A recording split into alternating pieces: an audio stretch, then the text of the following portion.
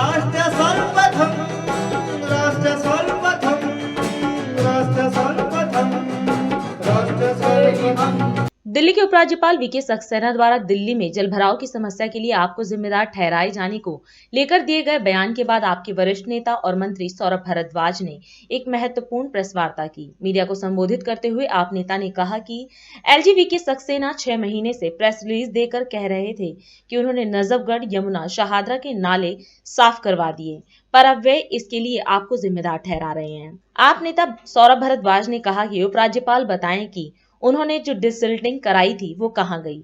इसके साथ ही उन्होंने आरोप लगाया कि उपराज्यपाल के अफसरों ने दिल्ली सरकार के कामों को रोकने का प्रयास किया और फाइनेंस डिपार्टमेंट ने दिल्ली जल बोर्ड का बजट भी रोका। गुजरात में करीब 30 साल से भारतीय जनता पार्टी की सरकार है। एक दिन गुजरात में 30 mm बारिश हुई। 30 mm बारिश को गुजरात झेल नहीं पाया। अहमदाबाद, सूरत और राजकोट पूरा पानी में डूब गया। खूब वीडियोस, फोटोज़ जो है आपको जो है इंटरनेट पे मिल जाएंगे।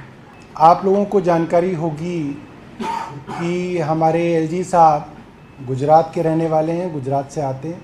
उन्होंने कहा मैंने शाहदरा की ड्रेन साफ करा दी। सारी मीडिया को कई बार जो है शाहदरा की ड्रेन में लेके गए। उन्होंने बोला मैंने यमुना साफ करा दी, मैंने पूरी यमुना की जो है क्लीनिंग करा दी। कई बार मीडिया के लोगों को लेके गए और आज कह रहे हैं कि यमुना जो है उसके जो नाले हैं, नजफगढ़ का नाला है, शाहदरा ड्रेन है, ये ड्रेन डिसिल्ट नहीं हुई।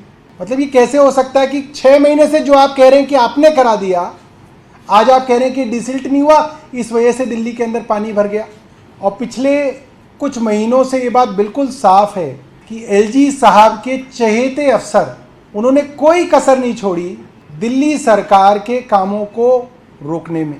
खासतौर पे फाइनेंस डिपार्टमेंट ने दिल्ली जल बोर्ड का महीनों तक, पिछले फाइनेंशियल ईयर में महीनों तक दिल्ली जल बोर्ड का फंड रोक के रखा। कम करने के बाद जो देना था वो भी नहीं दिया। इतना कम दिया कि पिछले साल ही दिल्ली जल बोर्ड के ऊपर करीब 850 करोड़ की देनदारी है। कि पिछले साल इतना कम फंड दिया दिल्ली जल बोर्ड को कि 850 करोड़ रुपए दिल्ली जल बोर्ड को देने अपने वेंडर्स को, ठेकेदारों को। इस साल का फंड इतना लेट दिया और इतना कम दिया कि जितना पैसा दिया वो पुरानी जो देनदारी है उसके अंदर खर्च हो गया। जानबूझ के दिल्ली जल बोर्ड को ठप करने के लिए साजिश की जा रही है। एलजी साहब बताएं क्यों करी जा रही है साजिश? हेल्थ डिपार्टमेंट के अंदर, जो सरकारी अस्पतालों के अंदर जो लड़के ओपीडी की कार्ड बनाते थे, जिनको डेटा एंट्री ऑपरेटर कहते हैं, ओपीडी काउंटर्स पे, एब्रप्टली उन ओपीडी काउंटर्स के ऊपर बैठने वाले लड़कों को निकाल दिया गया ताकि दिल्ली के सारी सरकारी जो अस्पताल हैं वो ठप हो जाएं।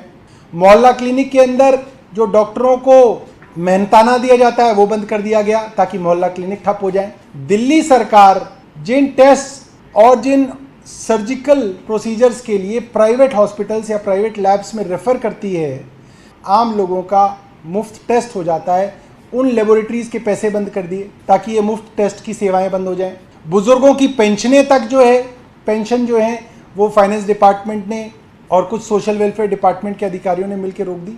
जिन परिस्थितियों के अंदर पिछले 7 सालों से दिल्ली की सरकार चल रही है और इन सब समस्याओं के बावजूद दिल्ली सरकार जो काम करके दिखा पा रही है, मुझे लगता है कि दिल्ली सरकार के कामकाज के ऊपर रिसर्च होनी चाहिए।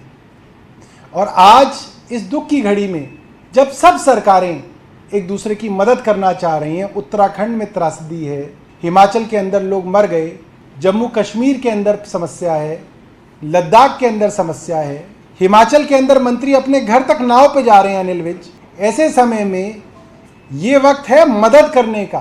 तो मैं एलजी साहब को ये कहना चाहूँगा कि दिल्ली वाले वैसे ही बहुत परेशान हैं, अपना काम करिए और दिल्ली की चुनी हुई सरकार को अपना काम करने दीजिए। राष्ट्र सर्वप्रथम